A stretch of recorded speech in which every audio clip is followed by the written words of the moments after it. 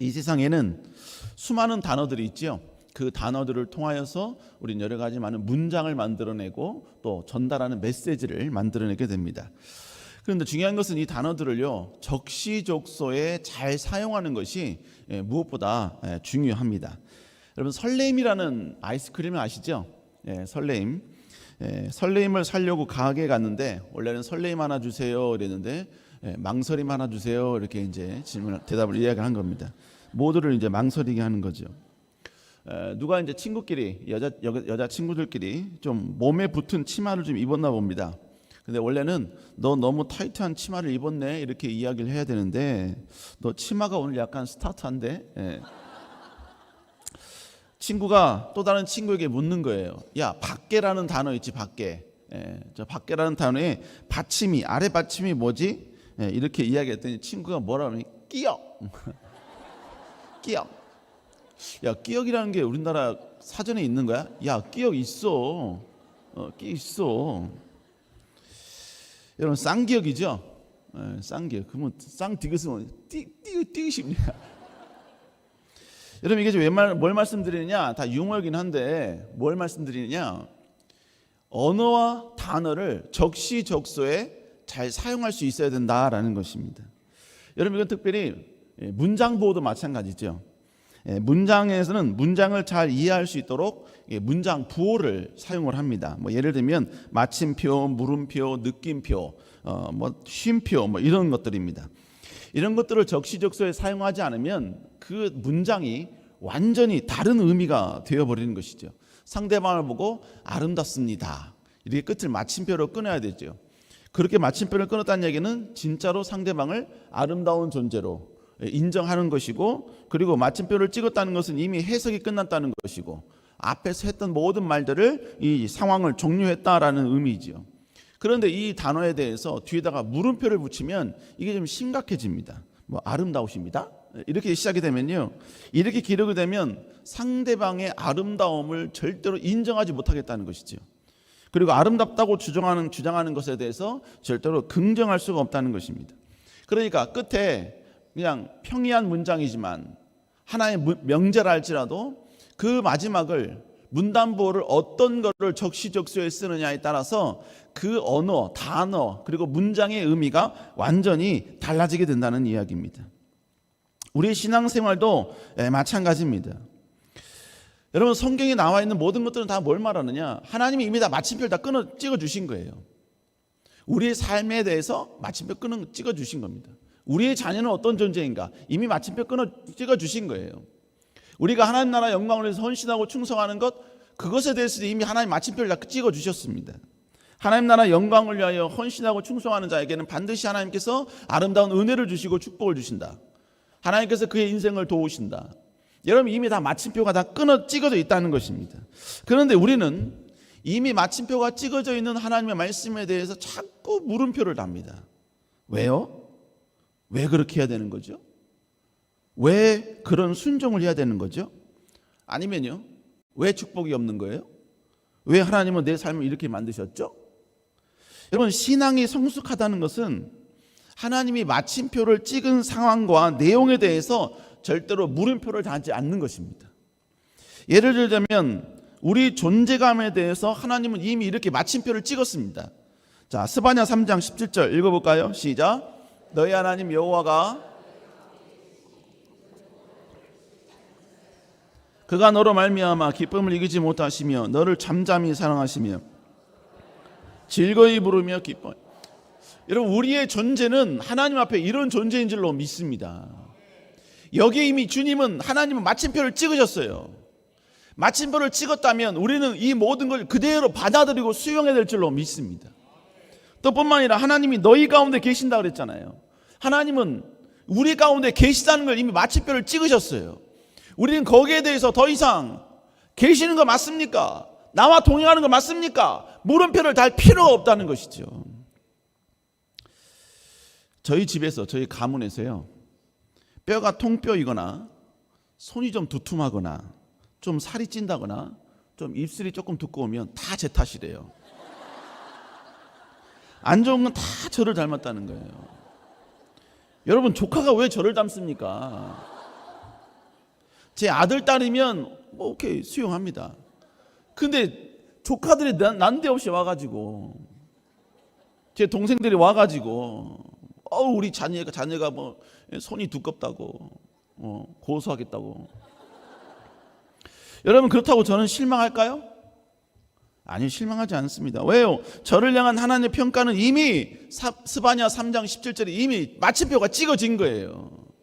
손가락이 두꺼우면 어떻고, 입술이 두꺼우면 어떻고, 피부가 좀 시커면 어떻습니까?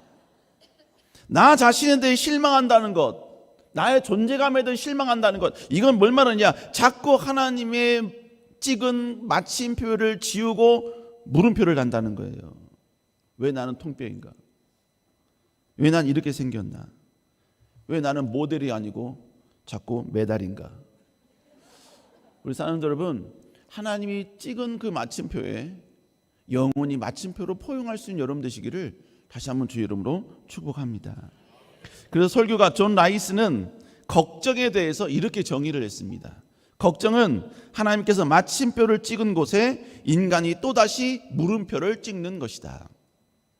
오늘의 본문 사건도 마찬가지입니다. 오늘 본문의 사건은 이스라엘 백성들에게 어마어마한 큰 위기와 고난과 그리고 스펙타클한 엄청난 큰 역전을 경험한 상황이 오늘 본문의 내용입니다. 여러분, 오늘 본문은 홍해 사건을 우리에게 소개해주고 있습니다. 여러분, 홍해 사건은 여러분도 잘 아시죠? 이스라엘 전체 역사에서 거의 탑에 해당하는 위대한 기적 중에 기적이었습니다. 그런데 이 고난의 이 기적의 기간 중에 가장 힘든 기간이 언제냐면 그 기적이 일어나기 바로 직전입니다.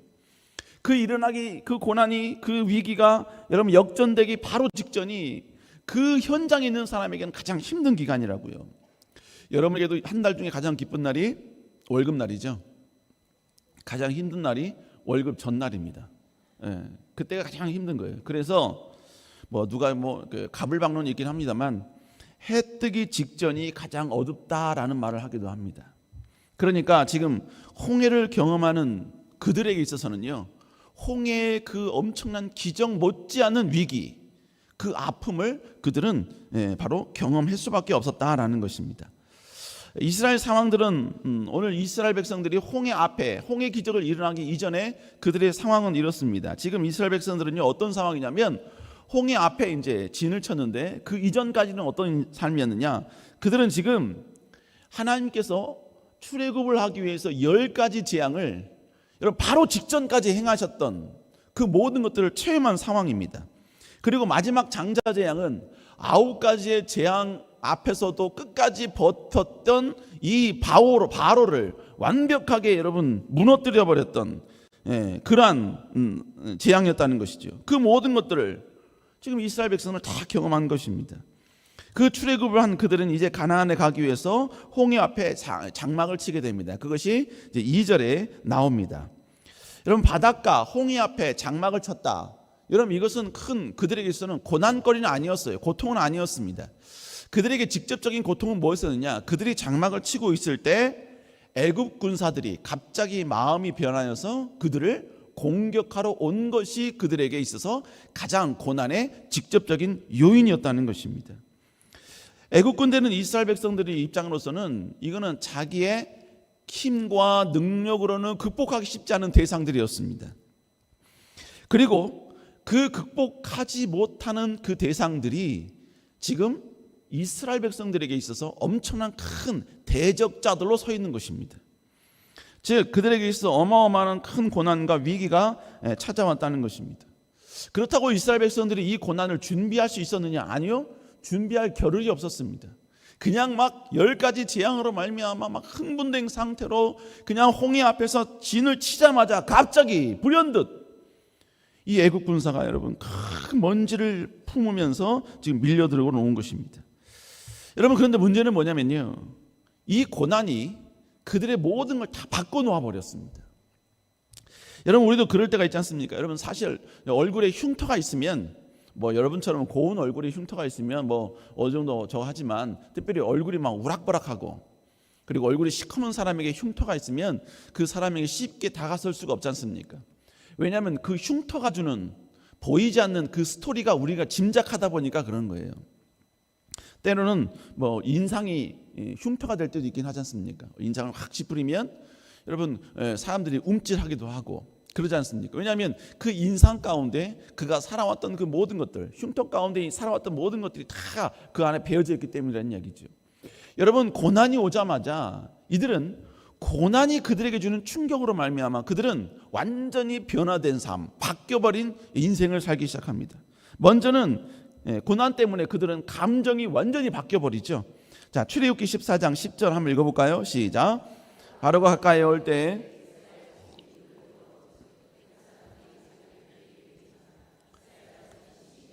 자, 오늘 본문에 보니까 뭐라고 합니까? 심히 두려워했다라고 이야기하죠. 그런데 이 위기 있기 전에는 이스라엘 백성은 어떤 상황이라고 말씀드렸습니까? 10가지 재앙을 이제 막 경험하고 나서 그리고 바울 애굽 사람들에게 어마어마한 재산 약 400년간의 그 모든 종살이에 대한 대가를 다 받아서 풍족함을 누린 상태로 지금 흥분과 기쁨 가운데 노래를 부르면서 지금 나오고 있는 겁니다. 그런데 이 고난이 그들이 가지고 있는 그 모든 희락과 기쁨을 완전히 뒤바꿔 버립니다. 심지어 그들이 지금 가지고 있는 모든 물질들, 그들이 지금 가지고 있는 모든 자유들, 이 모든 것들도 완전히 여러분이요 생각 못하게 뒤집어 버리고 오늘 본문에 보니까 그들에게 두려움을 줬다라고 이야기합니다. 여러분, 우리도 그럴 때가 있지요. 어제까지는 분명히 좋았는데 오늘 갑자기 불현듯 밀려든 그 고난 때문에 갑자기 우리가 완전히 디프레스되고 고난과 위기와 두려움이 우리를 엄습할 때가 있습니다. 뭐 지금은 그렇지 않습니다만 옛날에는 성적표를 자녀가 가져왔지 않습니까? 조금 전까지도 남편이 승진했다, 남편이 뭐 대박났다. 그런데 갑자기 뭐예요? 자녀가 성적표를 들이미는 순간 여러분 고난이 찾아오잖아요. 이게 뭐야 하면서 엄청난 큰 환란이 찾아오지 않습니까? 여러분, 남편이 잘해주는 것, 배우자가 잘해주는 것 다 필요 없어요. 지금 그 자체가 여러분 우리에게 고난이 될 수밖에 없다는 것입니다. 또 고난은요 과거 그들의 경험한 하나님의 기적을 100% 망각하게 만듭니다. 이 위기 있기 전에 이스라엘 백성들은 10가지 재앙을 경험했었습니다. 게다가 그들은 엄청난 많은 재물들까지도 가지고 나오게 되었다는 것입니다. 그런데 고난이 오니까 그들은 방금 전까지 있었던 하나님의 기적을 완전히 망각해버립니다. 심지어 성경은요 그들이 이스라엘 백성들이 애굽을 나올 때 나오는 순간부터 하나님의 구름 기둥과 불 기둥이 그들과 함께 했다라고 정의를 해주고 있습니다. 출애굽기 13장 21절 읽어볼까요? 시작. 여호와께서 그들 앞에 가시며 낮에는 구름 기둥으로 그들의 길을 인도하시고 밤에는 불 기둥을 그들에게 비추사 밤이나 지내하게 하시니 이미 그들은 홍해 있기 이전서부터 하나님의 구름 기둥과 불 기둥이 그들과 함께 했다는 거예요. 심지어는 여러분 그들이 지금 그랬다는 것입니다. 그런데 여러분 우리 삶 가운데는 그럴 때가 있다는 얘기예요. 그럴 때가 하나님이 여기까지 인도해 주셨어요. 내 삶을 다시 한번 되돌아보면 하나님의 손길이 반드시 있었고 하나님의 보호하심이 반드시 존재했다는 걸 우리 인정하지 아니할 수가 없다는 거예요. 기이한 방법으로 인도하셨고 예상치 못한 방법을 이루어 주셨습니다. 신기하게 어쩔 때는 그 작은 기적, 어떤 작은 위로, 그걸 통해서 하나님이 나와 함께 하신다는 이 위로를 어마어마하게 주셨어요. 그 은혜가 있었기에 지금 우리가 여기까지 달려온 겁니다. 그런데 고난이 오니까 과거에 하나님이 나에게 보여주셨던 그 모든 역사들, 기적들, 위로들, 인도하심이 이게 전혀 보이지 않는 겁니다. 이것이 고난이 주는 어마어마한 피해인 것이죠. 또 여러분, 고난은 이스라엘 백성들로 하여금 하나님의 인도하심에 대해서 의심을 품게 만들었습니다. 이스라엘 백성들이 지금 출애굽을 한 목적이 뭡니까? 여러분, 다른 게 아니에요. 지금은 뜬금없는 역사가 아니라 하나님은 이미 이 출애굽이라는 이 놀라운 기적은 이미 그 오래전에 이미 500여 년 전에 하나님이 아브라함에게 하신 그 약속을 성취하기 위함이었습니다. 출애굽기 15장 13절 16절에 보니까 하나님이 아브라함에게 약속하신 내용이 나와요. 우리 한번 노란 부분으로 된 것만 읽어볼까요? 시작. 그들은 400년 동안 네 자손을 괴롭히리니 그들이 섬기는 나라를 내가 징벌할지며 그 후에 네 자손이 큰 재물을 이끌고 나오리라. 4대 만에 이 땅으로 돌아오리니. 여기서 이 땅으로 돌아온다. 이 땅은 어디냐? 바로 가나안 땅입니다. 그러니까 하나님은 아브라함에게 하신 그 약속을 지금 신실하게 이루시기 위하여서 지금 홍해를 출애굽을 그리고 홍해로 지금 이스라엘 백성들을 인도한 것입니다. 그러니까 홍해 앞에 온 것은 하나님의 인도하심의 결과예요. 뿐만 아니라 홍해 앞에 장막을 치게 한 주체가 누굽니까? 출애굽기 14장 1절부터 2절에 보면요, 그 홍해 앞에 장막을 치라고 한 사람이 모세가 아니라 하나님이다 라고 분명히 성경은 우리에게 이야기해주고 있습니다. 모세도 자기 마음대로 한 게 아니에요. 하나님이 그렇게 하라고 하시니까 그렇게 하신 겁니다. 게다가 그렇게 장막을 쳤으면 하나님은 전능하신 분이시니까 바로가 절대로 이스라엘 백성들을 공격 못하게 여전히 바로의 마음 가운데 두려움을 주시면 되지 않습니까? 그런데 하나님이 어떻게 여러분이요 배신 아닌 배신을 때린지 아세요? 자, 우리 한번 출애굽기 14장 4절 한번 읽어보겠습니다. 시작. 내가 바로의 마음을 완악하게 한즉 바로가 그들의 뒤를 따르니. 여기서 내가라는 주체는 누구냐? 하나님이십니다. 하나님이 바로의 마음을 완악하게 만든대요. 그래서 바로가 그 모든 군사들을 이끌고 이스라엘 백성들, 출애굽한 이스라엘 백성들의 뒤를 따르게 만들겠다는 겁니다. 여러분, 지금 결국 이 위기, 지금 이스라엘 백성들이 경험하는 이 위기는요, 전반적으로 하나님의 큰 계획 가운데 한 일부고요. 지금 그들이 홍해 앞에서 그 위기를 경험하는 것, 바로가 여러분 쫓아온 것, 이 모든 것들은 다 뭐냐? 하나님이 인도하시고 하나님의 계획이시라는 거예요. 그런데 고난이 너무 강하다 보니까 이스라엘 백성들은 하나님이 자신을 여전히 인도하고 있음에도 불구하고 그 인도하심을 보이지 않는 겁니다. 하나님이 여전히 자기를 보호하고 있는데도 불구하고 그 보호하심에 대해서 의심을 품기 시작한다는 것입니다. 우리도 그럴 때가 있지 않습니까? 하나님의 약속을 믿고 전진했어요. 인내하고 견디면서 여기까지 왔습니다. 그렇게 견뎠는데 나의 삶에는, 나의 환경에는 변한 게 없어요. 오히려 여러분 더 안 좋은 방향으로 여러분 진행이 된다는 겁니다. 그럴 때 우리는 하나님의 약속을 의심할 때가 있습니다. 진짜 하나님의 약속은 유효한가? 그렇게 충성했는데 이 방법이 맞는가? 이 억울함은 내가 진짜로 감내하면서 이 길을 걸어가는 거 맞는가? 도대체 하나님은 살아계신 분 맞는가? 살아계신다면 왜 이 상황을 만드셨는가?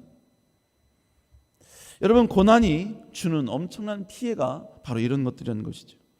또 여러분, 고난은 하나님을 대적하는 부정적인 용기를 만들어냅니다. 고난이 오자 이스라엘 백성들이 했던 일이 뭡니까? 먼저 이들은 하나님께 기도하긴 했습니다. 자, 출애굽기 14장 10절에 보니까 여러분 그들이 심히 두려워하여 여호와께 부르짖고라고 이야기를 했죠. 부르짖긴 했습니다. 그러나 중요한 건 뭐냐면 부르짖었으면 부르짖음다운 행동을 해야죠. 그 다음에 기도를 했으면 그 기도에 맞는 행동을 하는 것이 진정으로 하나님을 신뢰하는 자의 모습인 겁니다. 교구 모임이 있는 날 비가 온대요. 비예보가 있어요. 비예보가. 조금 있으면 이제 교구 모임이 있는데 비예보가 있어요. 그래서 뭡니까? 오후에 있을 교구 모임에 비가 오지 않도록 오전에 교구 식구들이 모여서 막 기도를 했습니다. 하나님, 절대로 비가 오지 않게 해주십시오. 열심히 기도를 했어요. 그리고 아멘 했어요. 그리고 집을 다 나가는데 다 한 손에 우산을 들고 계신 거예요. 이분들은 올 때부터 이미 비가 올 걸 알고 온 거예요. 그게 뭐예요? 믿음대로 된 거 아닙니까?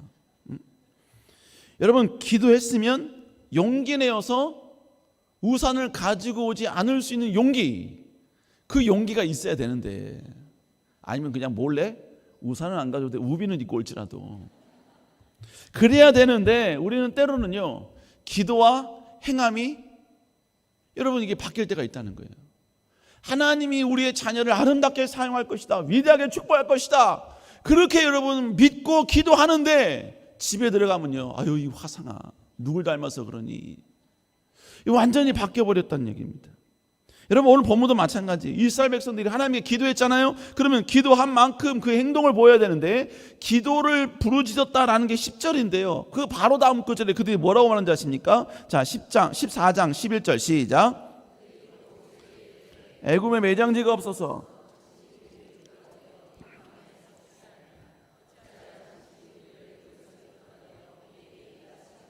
여러분, 지금 뭡니까? 모세에게 지금 막 반문하고 저항을 하고 공격을 지금 하고 있습니다. 결국 지금 이 모든 것들은 결국 뭘 말하느냐? 지금 이스라엘 백성들은요, 고난이 오니까 그 전까지만 해도 그렇게 하나님을 신뢰했고 하나님의 인도하심에 대해서 이미 우리 하나님 마침표를 찍으신 하나님 그렇게 고백을 했던 그들이 고난이 뒤닥치니까 그 고난 앞에서 수도 없는 하나님께 질문을 하기 시작합니다. 물음표를 여러분 마침표를 없애버리고 물음표를 계속해서 이야기하고 있다는 거예요. 여러분 14장 10절 다시 읽어볼까요? 이들이 어떤 물음표를 던지고 있는가? 시작. 애굽에 매장지가 없어서 당신이 우리를 이끌어내어 이 광야에 죽게 하느냐? 어찌하여 당신이 우리를 애굽에서 이끌어내어 우리를 이같이 하느냐? 제가 너무 강조했나요? 어찌하여 죽게 하느냐? 어찌하여 고난으로 인도하느냐?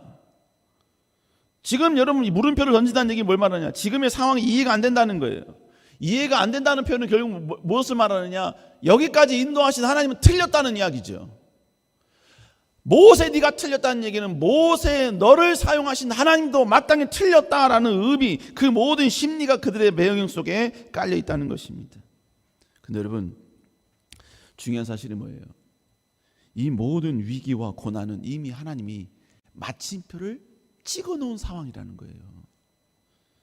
하나님은 이스라엘 백성들이 출애굽하자마자 하나님은 그 모든 계획을 다 모세에게 말씀하셨습니다. 그리고 왜 하나님이 홍해로 인도하는지, 왜 바로의 마음을 완악하게 하는지 이 모든 이유를 다 설명해 주셨고, 그리고 너희들이 경험할 이 앞으로의 모든 고난들에 대해서 하나님이 이미 다 마침표를 딱 찍어 놓으셨다는 것입니다. 그러면 하나님은 고난에 대해서 어떻게 마침표를 찍어 놓으셨습니까? 본문에 보니까 위기는요 하나님의 영광을 드러내는 도구, 여호와가 여호와이심을 드러내는 도구라는 거예요. 우리 14장 4절 다시 읽어볼까요? 시작. 완악하게 한즉 바로가 그들의 뒤를 따르르니 내가 그와 그의 온 군대로 말미암아 영광을 얻어 애굽 사람이 나로 여호와이신 줄 알게 하리라 하심에 무리가 그대로 행하니라. 먼저는 지금의 이 위기의 원천인 이 애굽 군대로 말미암아 하나님이 영광을 받기 위함이라는 거예요. 그리고 그 영광을 받아서 하나님이 모든 이 애굽 군대로 하여금 여호와이심을 알게 하기 위하여서 이 고난을 너에게 허락한다, 이 길을 허락한다라는 것입니다. 하나님은 이 고난을 통해서, 이 위기를 통하여서 지금 이스라엘 백성들을 도우려고 하는 것입니다. 왜냐하면 보세요, 만약에 이스라엘 백성들이 그냥 출애굽만 했다 그러면 애굽은요 강한 군대입니다. 그리고 여러분 오늘 본문에서 제가 저거 하진 않지만 여러분 본문을 읽으시면서 바로의 마음이 나와요. 이들을 종살이로 하는 걸 우리가 왜 내보냈지 하면서 다시 쫓아왔거든요. 그러니까 이들은 이스라엘 백성들을 종살이하는 것을 절대로 포기하지 않겠다는 거예요.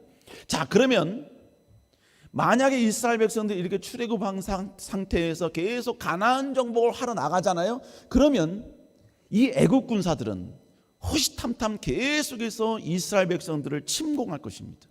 공격할 거예요. 그러니까 하나님께서는 지금 이 애굽 백성들에게 나 만군의 여호와가 이스라엘 백성들을 돌보고 있다, 보호하고 있다는 확실한 무서움과 두려움을 이 애굽 사람에게 주길 원하셨다는 것입니다. 그걸 주기 위하여서 지금 이스라엘 백성들을 광야로 또 홍해로 이끌었을 뿐만 아니라 애굽 군사들이 쳐들어올 수 있도록 행하셨다는 것입니다. 그리고 그것을 통하여서 바로 하나님의 여호와이심을 반백성들에게, 애굽 백성들에게 심어주기 위해서 그렇게 하셨다는 거예요. 그런데 이 과정을 거치려면 이스라엘 백성들의 입장에서는 위기를 경험해야 합니다. 위기를 포용을 해야 합니다. 위기를 수용해야 한다는 것이죠. 여러분, 하나님께서는 이 고난에 대해서 이미 마침표를 찍으신 겁니다. 이 고난은 하나님이 위대한 여호와이심을 드러내는 도구다. 이 고난이 깊으면 깊을수록 하나님의 영광은 더 아름답게 드러난다. 그리고 이 고난이 이겨내면 더 이상 애국 군대는 너희들을 공격할 생각을 전혀 하지 못할 것이다. 결국 이 고난은 이스라엘 백성들을 보호하기 위함이었다는 것입니다. 여러분, 성경에 보면 하나님께서 인간에게는 고난인데 그 고난을 통해서 하나님의 영광이 드러나는 경우가 많습니다. 즉 그 사람의 고난과 아픔이 단지 고통으로 끝나는 것이 아니라 그 고난을 통해서 하나님의 그 위대하심을 나타내는 도구로 사용하셨다는 것이지요. 요한복음 9장에 보면 나면서부터 소경인 자가 있습니다. 나면서부터 소경인 자, 얼마나 큰 고통입니까? 보지 못한다? 여러분, 이것처럼 큰 아픔이 어디 있겠냐는 거죠. 그런데 수많은 사람들이 이 소경인 자를 가운데 놓고 예수님께 이런 질문을 합니다. 요한복음 9장 2절 읽어볼까요? 시작. 제자들이 물어 이르되 랍비여, 이 사람이 맹인으로 난 것 누구의 죄로 인함이니까? 자기니까 그의 부모니까? 지금 이 제자들이 뭐라고 말하냐면, 지금 이 사람이 나면서부터 소경인 것, 이 고통을 경험하는 것, 이 저주를 체험하고 있는 것, 이거는 이 사람의 죄가닥입니까? 아니면 부모의 죄가닥입니까? 지금 그 고백을 하는 거예요. 그런데 주님이 뭐라고 말씀합니까? 요한복음 9장 3절입니다. 시작. 이르시되 이 사람이나 그 부모의 죄로 인한 것이 아니라 그에게서 하나님이 하신 일을 나타나게 합니다. 지금 그에게서 하나님이 나타내심, 하나님이 하시는 일을 나타나기 위하여서 그가 소경이 되었다는 것입니다. 여러분, 그는 지금 나면서부터 소경이다라는 표현은 이제 그는 선천적으로 소경이었기 때문에 더 이상 이 소경에 눈을 뜰 수 없다라는 고백이에요. 그 시대의 그 어떠한 의료도, 그 어떤 기적도 절대로 이 사람에게 임할 수 없다. 그리고 소경이라는 것은 이 사람이 운명이다. 도저히 저항할 수 없다 이겁니다. 그러나 하나님이 하실 수 있다는 것을 주님이 보여주길 원하셨다는 것입니다. 그리고 주님은 그를 눈을 뜨게 해주셨다는 것이죠. 결국 뭡니까? 하나님이 하신 일, 즉 예수님을 통하여서 이루신 이 놀라운 기적, 다른 말로 이야기하면 모두가 알 수 없는 이 일을 하신 예수 그리스도가 진정한 메시아이심을 드러내기 하기 위하여서 이 소경은 나면서부터 소경인 고통을 경험했어야 했다는 것입니다. 그러나 그의 그 깊고 깊은 그 고통은 예수 그리스도의 메시아 되심을 드러내는, 하나님은 불가능 없으신 분이심을, 그리고 그 위대한 기적을 예수님이 행하실 수 있음을 온 천하에 알리는 위대한 도구가 되었다는 것입니다. 사랑하는 여러분, 하나님은 고난에 대해서 이렇게 여러분은 정의하시고 마침표를 찍으셨다는 것입니다. 또 여러분, 고난은요, 위대한 하나님의 그 인도하심을 목격하는 기회가 된다라고 마침표를 찍으셨어요. 이스라엘 백성들은 바로 뒤까지 따라온 애굽 백성들로 인하여 두려움이 있었습니다. 그런데 어떤 기적이 일어납니까? 출애굽기 14장 19절 20절 읽어볼까요? 시작. 진 앞에 가던 하나님의 사자가 그들의 뒤로 옮겨가매 구름 기둥도 앞에서 그 뒤로 옮겨 애굽진과 이스라엘 진 사이에 이르러 서니 저쪽에는 구름과 흑암이 있고 이쪽에는 밤이 밝았으므로 밤새도록 저쪽이 이쪽에 가까이 못하였더라. 여러분, 앞에 있던 그 구름 기둥이, 출애굽할 때부터 앞에 있었던 그 구름 기둥이 갑자기 여러분요, 그들 눈앞에 그 어마어마한 구름 기둥이 여러분 옮기더니 이스라엘 백성을 뒤로 옮기는 거예요.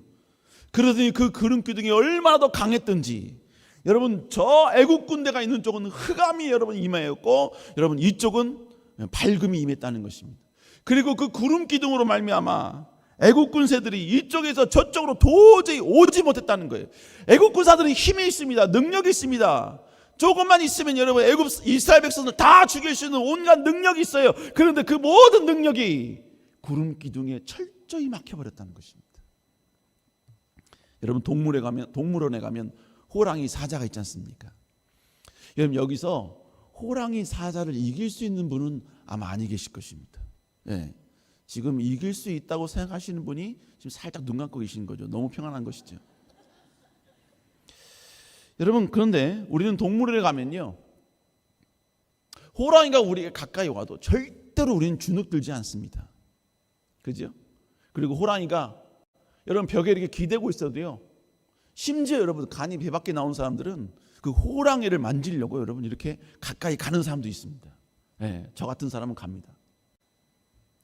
여러분, 그런데 우리가 그렇게 할 수 있는 이유가 왜 그래요?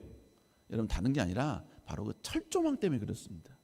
그 철조망이 있으니까 나를 충분히 죽일 수 있는 호랑이가 지금 여러분 30cm, 여러분 1m 밖에 있을지라도 우리는요 너무나 평안한 안전함, 너무나 여러분의 마음 가운데 여러분 그 불안감이 전혀 없는 평강을 우리는 경험하게 된다는 것입니다. 그 철조망이라는 그 단순한 그것이 우리로 하여금 나를 죽일 수 있는 막강한 힘을 가진 호랑이일지라도 그 앞에서 당당하고 담대하게 만든다는 거예요. 지금 오늘 보여진 이 구름 기둥이 그와 같은 역할을 하는 것입니다. 호랑이보다 더 무서운 지금 이 이스라엘 애국 군사들이 이스라엘 백성들을 죽일 수 있는 충분한 힘과 능력이 있음에도 불구하고 하나님이 만들어 놓으신 그 철조망 같은 그 구름 기둥 때문에 그들이 여러분 도저히 침공하지 못하고 여러분 그 앞에서 여러분 쩔쩔매는 그 광경을 이스라엘 백성들이 눈으로 목격을 할 수 있었다는 거예요. 언제? 고난 속에서. 결국 그 구름 기둥은 뭐입니까? 하나님이 내가 너희를 고난 중에도 너희를 버리지 아니하고 보호한다는 하나님의 현현인 것입니다. 하나님의 보호하심이요 손길이라는 것입니다. 또한 뭐예요? 하나님이 이 고난 속에서 내가 너희에게 피난길을 준다라는 하나님의 약속의 성취인 것입니다.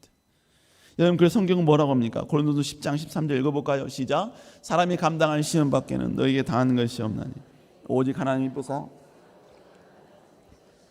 허락지 아니하시고 시험 당할 즈음에 또한 피할 길을 내사 너희로 능히 감당해.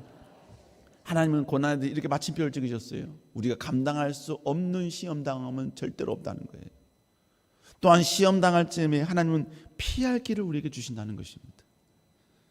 여러분 결국 하나님은 고난이 닥쳤을 때 그 고난으로 말미암는 고통만 우리에게 주시는 분이 아니라 그 고난 속에서 내가 너와 함께 한다는 그 위대한 하나님의 그 보호하심의 상징인 구름 기둥을 보게 해주신다는 것입니다. 그게 언제 돼요? 고난 중입니다. 고난 중. 여러분 하나님의 음성을 언제 들을 수 있던가요? 하나님의 감동을 우리가 언제 받을 수 있던가요? 고난 중입니다. 고난 중입니다. 언제 여러분 뜨거운 감격을 흐릴 수 있을 때일까요? 고난 중일 때입니다. 고난 중일 때. 하나님은 고난에 대해서 이렇게 마침표를 찍으셨다는 것이죠. 마지막으로는 고난은 결국은 하나님이 해결해 주신다라고 마침표를 찍으셨습니다. 이스라엘 백성들은 모든 위기가 어떻게 해결되었습니까? 구름으로만 막아주기만 하셨습니까? 아닙니다. 하나님은 구름으로 막고 그 다음에 하나님은 길을 여시는 작업을 하기 시작하십니다. 그 길을 열기 위해서 하나님이 하신 일이 바로 동풍을 불게 하는 일이었습니다. 우리 출애굽기 14장 21절 읽어볼까요? 시작.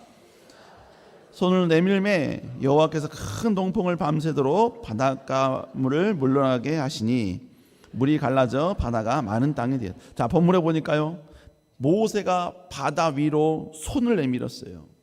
그러니까 그때부터 하나님께서 동풍을 불게 하십니다. 동풍을 불게 하셨어요. 그 동풍이 길을 내는 위대한 사인이었던 것입니다. 그런데 중요한 게 있습니다. 이 동풍이 분다고 해서 금방 기적이 일어나는 게 아니었어요. 오늘 본문에 보니까 이 동풍이 어느 시간 동안 바닷물을 물러가게 했다고 이야기합니까? 자, 우리 한번 다시 21절 본문에 보니까 시간이 어느 정도 흘렀다 그래요? 어느 정도 흘렀다 그럽니까? 그렇죠. 밤새도록. 네. 여기 단어를 적절히 사용하셔야 돼요. 밤새도록 일해야 되는데 갈라져. 마른 땅 이렇게 이야기하시면 안 됩니다. 밤새도록 했다는 얘기 뭘 말하는 거죠? 하나님의 그 위대한 시작을 알리는 동풍은 불었지만 진정한 길이 만들어지기까지는 밤새라는 시간이 필요했다는 것입니다. 하나님께서는 순간적으로 기적과 역사를 일으켜 주시는 분이 아니라 때로는 일정 기간에 하나님의 역사가 일어날 수 있는 기간을 우리로 하여금 기다리게 하실 때가 있다는 것이죠. 결국 하나님은 그 고난 속에서 철저히 하나님만 바라보고 하나님을 의지하며 기다리면 길은 열린다 라고 마침표를 찍어주셨다는 것입니다. 그러면 결국 모든 고난의 원인이었던 애국 군사들은 어떻게 되었습니까? 너무나 잘 알지 않습니까? 14장 30절 읽어볼까요? 시작. 이스라엘이 바닷가에서 애국 죽어 있는 것을 보아. 그들이 여러분 이 애국 군사들이 바닷가에 죽어 있는 걸 보게 된 겁니다. 죽게 되었다는 게 뭘? 모든 고난의 원인이 완벽히 사라졌다라는 의미인 것입니다. 결국 우리 하나님은 어떤 고난일지라도 우리에게 고통을 준 고난은 반드시 언젠가는 여러분 해결해 주십니다. 그렇게 하나님은 마침표를 찍어 놓으셨다는 것입니다. 결국 오늘 본문에서 하나님께서 빨리 끝내라고요. 하나님이 우리에게 찍어주신 마침표가 뭡니까? 고난은 하나님의 영광과 하나님이 드러나는 도구이다. 고난은 고난 속에서 하나님의 그 인도하심과 선하심을 목격할 수 있는 기회이다. 그리고 마지막으로 하나님과 함께하는 그 고난은 반드시 하나님이 해결해 주신다. 그런데 이스라엘 백성은 어떻게 했다고요? 14장 11절에 보니까 그들은 하나님께 계속해서 기다리지 못하고 계속해서 물음표를 답니다. 끊임없이 물음표를 달았다고요. 여러분, 결국 우리는 위기가 찾아왔을 때 우리는 질문을 바로 해야 합니다. 고백을 바로 해야 한다는 거예요.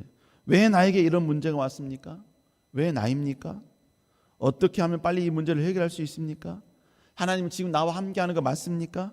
정말 주님이 지금 역사하는 것 맞습니까? 아니요.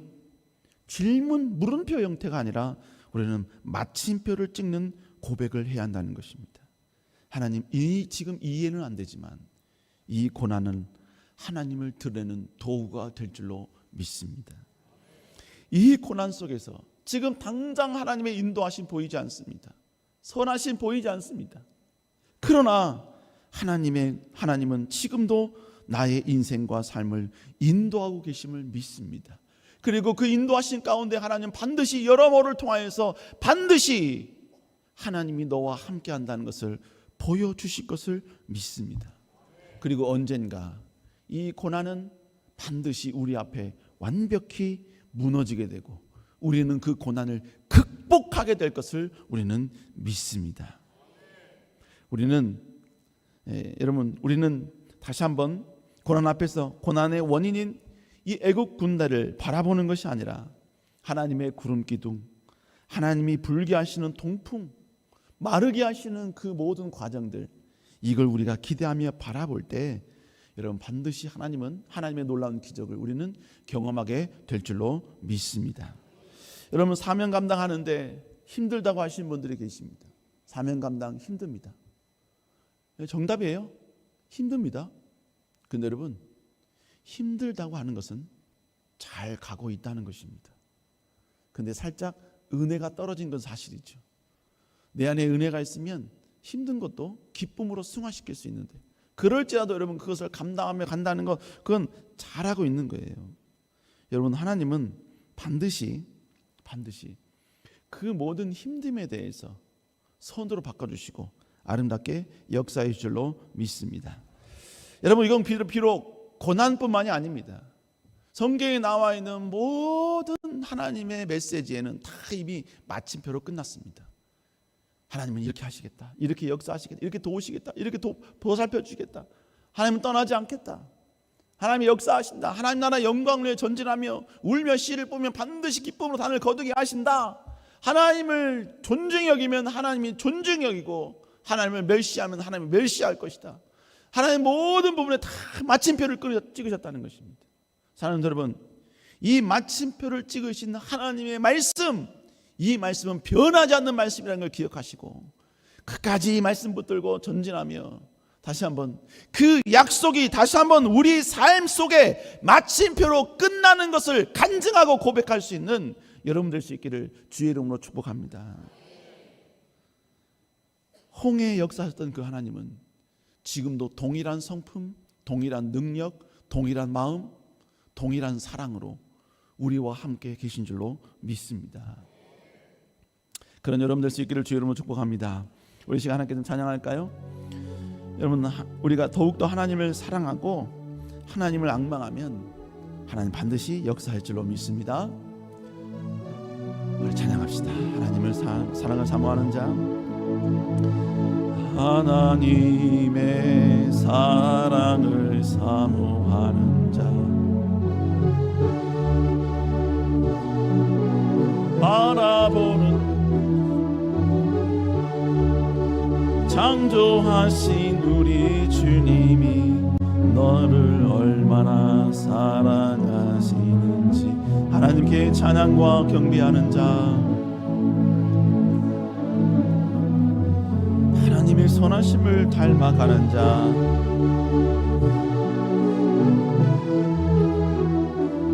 너의 모든 것 창조하신 우리 주님이 너를 자녀 삼으셔. 여러분 마침표 찍으실 거예요.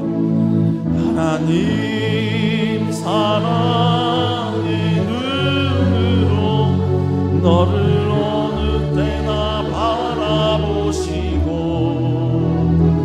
하나님 인자한 귀로서 언제나 너에게 기울이시니 어둠에 밝은 빛을 비춰주시고 너의 작은 신음에도 응답하시니 너는 어느 곳에 있든지 주를 향하고 주만 바라보. 우리 하나님 사랑의 하나님 인자한 기로서 하나님 인자의 눈으로 너를 어느 때나 바라보시고 하나님 인자한 귀로서 언제나 너에게 기울이시니 어둠에 밝은 빛을 비춰주시고 너의 작은 신음에도 응답하시니 너는 어느 곳에 있든지 주를 향하고 주만 바라보시고. 다시 한번 찬양할까요? 하나님 사랑의 눈으로 하나님 사랑의 눈으로 너를 어느 때나 바라보시고 하나님 인자한 귀로서 언제나 너에게 기울이시니 어둠에 밝은 빛을 비춰주시고 너의 작은 신음에도 응답하시니 너는 어느 곳에 있든지 주를 향하고 주만 바라볼지라. 우리 시간에 다시 한번 간절히 기도하길 소망합니다. 하나님은 우리의 인생 가운데 하나님이 함께 하시겠다고 절대로 포기하지 아니하시겠다고 마침표를 찍으셨습니다. 하나님은 우리의 자녀에게도 이미 마침표를 찍으셨어요. 뿐만 아니라 하나님이 나를 통하여 영광 받기를 원하신다라고 이미 마침표를 찍으셨고 때로는 내가 나 자신에 대해서 때로는 열등과 때로는 연약함과 부족함 때문에 자학하는 그 순간에도 하나님은 내가 너를 기뻐한다 라고 마침표를 찍으셨다는 것입니다. 하나님 이미 마침표를 찍으신 그 하나님의 말씀 앞에 우린 물음표 달지 아니하게 하여 주시고 끝까지 주님의 기쁨을 위하여 달려나아가는 저희들 되게 하여 주시옵소서.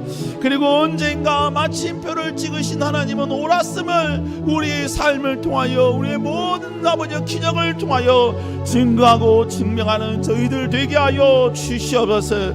우리 시간 나같이 하나님께 간절히 기도합니다. 사랑의 주님 아버지 여호와여 주님은 우리를 너무나 사랑하시기에 우리를 자녀 삼아 주셨습니다. 주님의 그 사랑의 눈으로 우리를 언제나 바라보셨고 인자한 눈으로 여기까지 우리를 도우셨음을 고백합니다. 여기까지 살아왔던 삶은 내 힘의 결과가 아니라 하나님이 나를 도우심에 대한 마침표의 결과였고 하나님의 역사하심에 대한 위대한 여호와의 은혜의 결과였음을 고백합니다. 아버지, 그런데 아버지, 때로는 고난이 우리 앞에 밀치다 보면 그 고난이 우리의 모든 여호와의 그 마침표를 물음표로 바꾸려는 아버지 우리의 시도가 있었음을 고백합니다. 주님, 다시 한번 이 시간 주 앞에 나아갑니다. 다시 주님을 바라봅니다. 마침표를 찍으신 그 하나님의 그 놀라운 능력, 하나님의 약속, 하나님의 신실하심, 이걸 신뢰하며 나아가게 하여 주옵소서. 때로는 절망이 찾아올 때, 때로는 아버지 우리 마음 가운데 두려움이 찾아올 때 아버지 마침표를 찍으신 주님을 바라보며 다시 일어나 전진할 수 있는 저희들 될 수 있도록 여호와여 역사하여 주옵소서. 우리 마음에서 물음표가 나오려고 할 때 주님 그것을 다시 마침표로 아버지여 고백할 수 있는 저희들 되게 하여 주시고 더 아버지여 하나님 나라 영광을 위하여 이름을 위하여 아름답게 준비되어지는 저희들 되게 하여 주시옵소서. 오 주님, 오직 주님만 바라봅니다. 주님만 의지합니다. 아버지 여호와와 함께하여 주시옵소서. 주님 여호와 아버지 은혜 베풀어 주시고 주님의 놀라운 능력이 임할 수 있도록 은혜 내려 주옵소서. 사랑의 주님, 하나님은 여전히 변함없이 우리와 함께 하시고 우리를 붙드시고 우리를 바라보시는 분이신 줄로 믿습니다. 그 어떤 것보다도 강하신 주님이 우리의 편이기에 이것이 우리에게 힘이 되게 하여 주시고 모든 하나님이 마침표를 찍은 모든 상황에 대해 물음표로 반물하려는 우리는 그 순간마다 하나님을 신뢰하는 마음으로 다시 마침표로 고백하며 나아갈 수 있는 저희들 되게 하여 주시옵소서. 하나님이 이미 우리의 가정에 자녀에게 이미 마침표를 찍으신 줄로 믿습니다. 우리 남은 인생도 하나님은 아름다운 길로 선한 길로 인도하실 것이라고 마침표를 찍으신 줄로 믿습니다. 그 하나님을 신뢰하며 나아가게 하여 주시옵소서. 지금 현실이 무슨 같다 할지라도 아버지 모순 너머에 신실함으로 선하심으로 우리와 함께 하시는, 그리고 구름 기둥을 아버지 옮기시고 동풍을 서서히 불게 하시는 그 하나님을 바라보며 용기 내어 나아가는 저희들 되게 하여 주시옵소서. 끝까지 하나님의 기쁨이 되는 로드십 신앙과 생명나무 신앙으로 아버지 무장하며 나아가게 하여 주시옵소서. 여호와께서 함께 하시고 축복할 점 있사옵고 살아계신 예수님 이름으로 간절히 기도드렸사옵나이다.